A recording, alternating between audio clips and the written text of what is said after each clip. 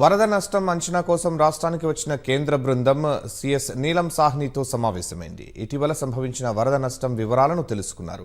శాఖల వారీగా ఏర్పాటు చేసిన ఛాయాచిత్ర ప్రదర్శనను కేంద్ర బృందం పరిశీలించింది. పంట నష్టంపై కేంద్ర బృందానికి అధికారులు పవర్ పాయింట్ ప్రజెంటేషన్ ఇచ్చారు. సమావేశం అనంతరం బృందాలుగా విడిపోయిన కేంద్ర అధికారులు జిల్లాలకు బయలుదేరారు. అనంతపురం జిల్లా పర్యటనకు ఓ బృందం హెలికాప్టర్లో బయలుదేరి వెళ్లింది. కృష్ణా, గుంటూరు జిల్లాలకు 2 బృందాలు వెళ్లాయి. కేంద్ర బృందాన్ని రాష్ట్ర ప్రభుత్వం 6,386 కోట్ల రూపాయలకు పైగా సాయం కోరింది.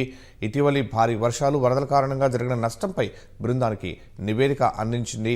తక్షణ సాయంగా 840 కోట్ల రూపాయలు విడుదల చేయాలని విజ్ఞప్తి చేసింది.